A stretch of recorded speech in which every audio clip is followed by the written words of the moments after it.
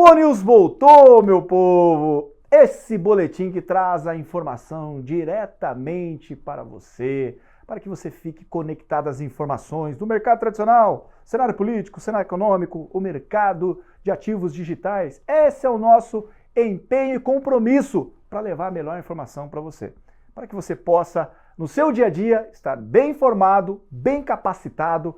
Esse é o ONews. E muitas informações importantes da semana passada, agenda bem quente essa semana também. Por isso fique comigo, fique atento, fique esperto, porque está começando o boletim que vai te informar. Suba a vinheta, meu diretor!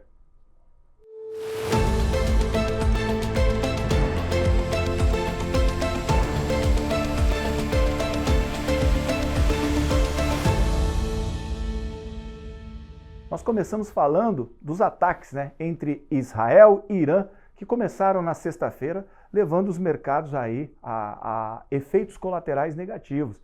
Nós tivemos ali o petróleo oscilando em alta durante o final de semana, o barril de petróleo Brent oscilando negativo. As bolsas também apresentaram ali preocupações e cenários de queda no término do pregão de sexta-feira.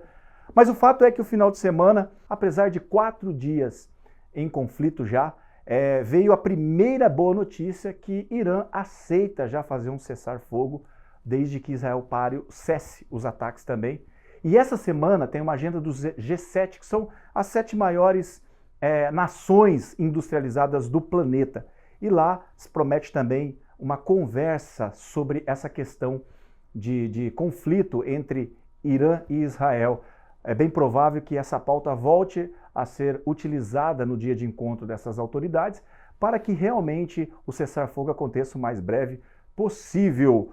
E essa semana, Cleverson, semana passada tivemos uma semana ainda de pautas sobre notícias de impostos, notícias do que vai aumentar, aumenta imposto nas cripto, aumenta os impostos também das operações financeiras. E aí, Cleverson?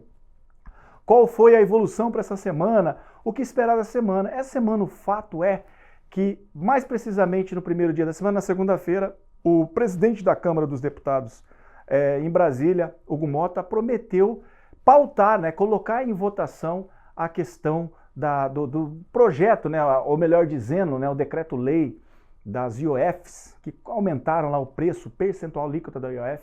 Ele promete pautar para decidir se realmente acontecerá esses aumentos ou não.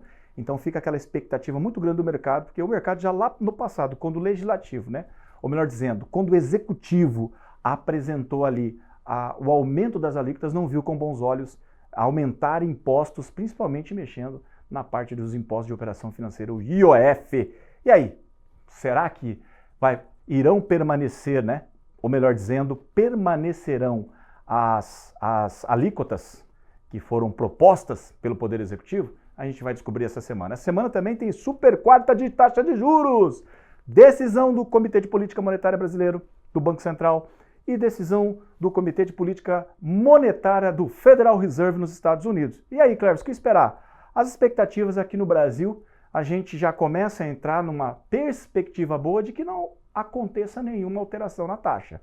No entanto, alguns especialistas acreditam que pode acontecer sim um aumento ali na casa de 0,25 a 0,5. Já nos Estados Unidos, a Bolsa de Apostas e o mercado dos analistas, de uma maneira geral, não acreditam no aumento, e sim na permanência da taxa básica de juros por lá, que atualmente está entre 4,25 e 4,50. Também essa semana saiu o IBC-BR, que é uma prévia do PIB, referente ao mês de abril, e o IGP-10 também referente, que mensura ali parâmetros de inflação do mês de junho. Isso é muito interessante a gente estar acompanhando, porque, além de todos esses indicadores, toda semana dê uma olhada no relatório Focus do Banco Central do Brasil, porque lá nós visualizamos o comportamento da evolução produtiva do país através do PIB, projeções do PIB, projeções da taxa de juros futuro, mediante as reuniões que irão acontecer de decisão de juros, e também a inflação, o IPCA. Sempre importante acompanhar o relatório Focus, que sai na segunda-feira, emitido pelo Banco Central, e para a gente poder acompanhar o que está acontecendo dentro em cenários econômicos que vai interferir no nosso dinheiro, no nosso dia a dia, na nossa economia. E o mercado de ativos digitais, o que tem de novidade aí, Cleverson? temos uma novidade. E as Big Techs também entraram no modo de operação do mercado de ativo digital. Exatamente, estão estudando uma alternativa para que eles possam criar uma stablecoin. Lembrando, stablecoin é um ativo que é lastreado em alguma garantia, geralmente moeda fiduciária, tá? As mais conhecidas stablecoins são aquelas atreladas ao dólar. Por isso, Amazon e Walmart, ou Walmart, como vocês preferirem, eles apresentaram um projeto para criar esse sistema de pagamento, né, das empresas de varejo, das lojas de varejo dele, para efetuar o pagamento utilizando a stablecoin. Lembrando que lá pelos Estados Unidos, a pauta, né, a lei Genius Act, que já passou pelo Senado, que é a lei que regulamenta a utilização de stablecoins naquele país. E aqui no Brasil também está bem encaminhada essa pauta para aprovar uma lei exclusiva para as stablecoins, que podem ser utilizadas como uma moeda, né, um ativo nos meios de pagamentos, na proposta de meio de pagamento dentro do mercado de ativos digitais. E uma outra notícia muito interessante também, que a pauta cripto ou ativos virtuais, como a lei diz, ou ativos digitais, ela cresceu muito no Brasil e chegou a atingir, olha para vocês terem uma ideia, 25 milhões de brasileiros já estão investindo em cripto aqui no Brasil e é mais que a Bolsa de Valores. Olha só, mais do que os investidores de Bolsa de Valores.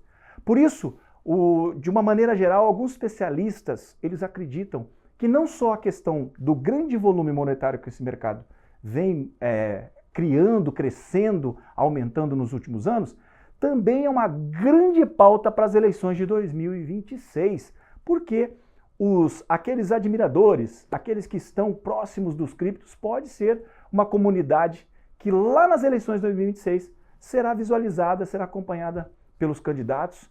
Por quê? A gente tem um exemplo do que aconteceu nos Estados Unidos.